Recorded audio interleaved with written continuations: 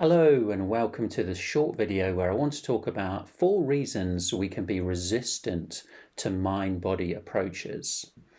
Now, some of you may know that I'm a big fan of the book Recovery from CFS, 50 Personal Stories. This is a collection of stories all written by a different person about how they have recovered from CFS.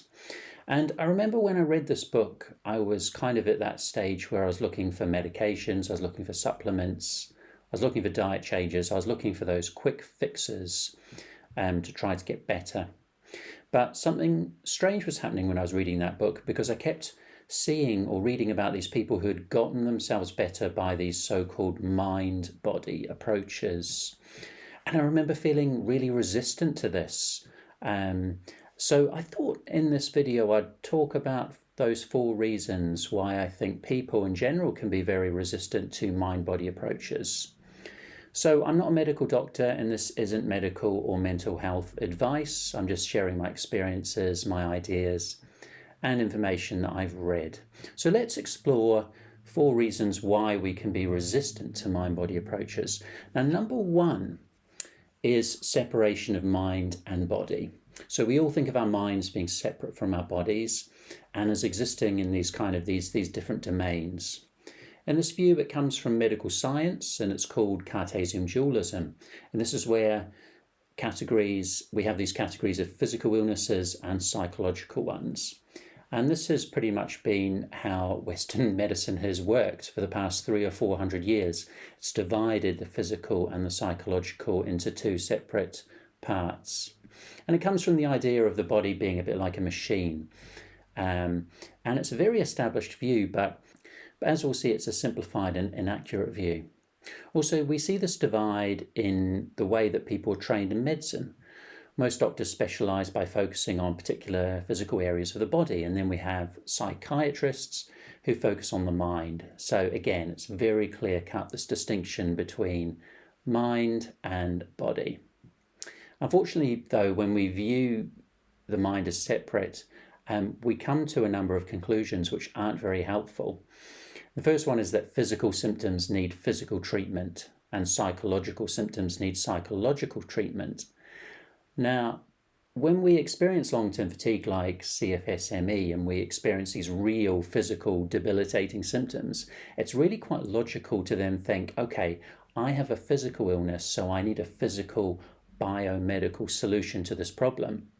But the problem with this is that this isn't how these conditions work. And if you take this view, you're going to find yourself stuck and not making progress. So that's number 1. That's the mind-body, separation of mind-body is the number 1 reason.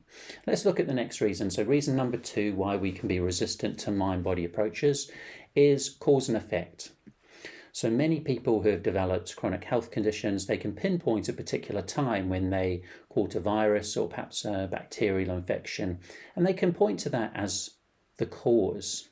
So the thinking goes like this. It goes, I got a physical illness, so I need, again, a physical biomedical solution to my illness. And that's simple, right?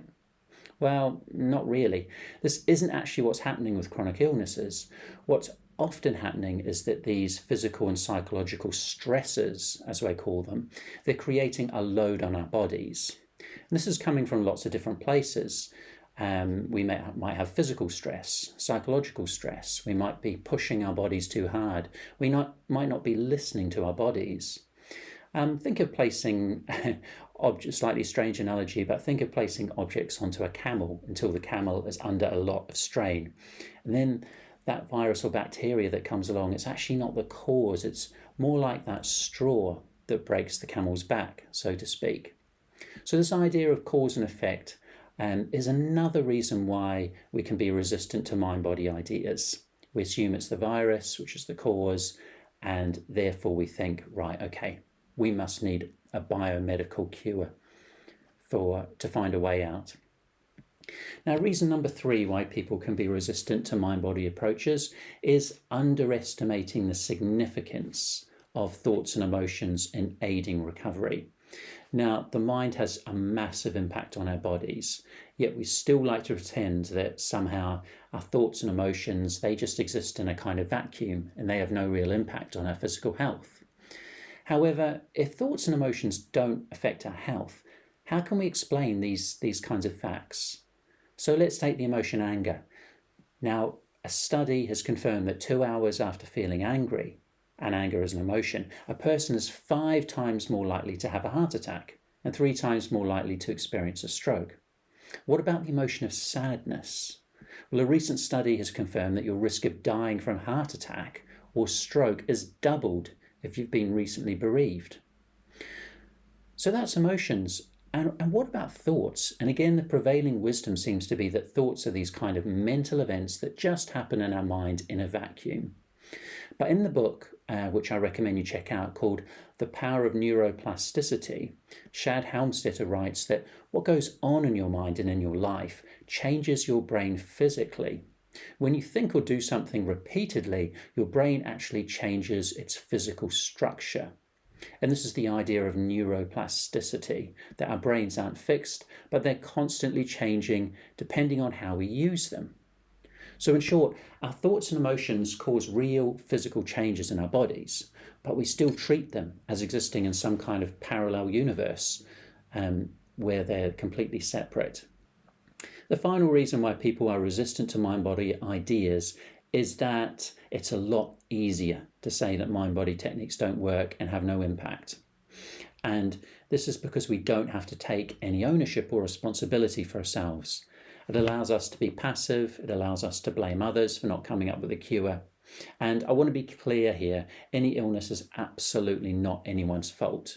No one wakes up in the morning and says, hey, do you know what? I'd love to be ill today. Absolutely not. But it is much easier to say, I have a physical illness, case closed, because it then means that you can absolve responsibility for your own health. So that taking of responsibility, that's the harder path to take. And that's the reason why it can be hard to accept that there's a mind-body element to these conditions. Okay, so I hope that video has been useful. Have I missed anything? If there are any other reasons that cause you to be resistant to a mind-body approach, I'd love to hear about them. So please comment below.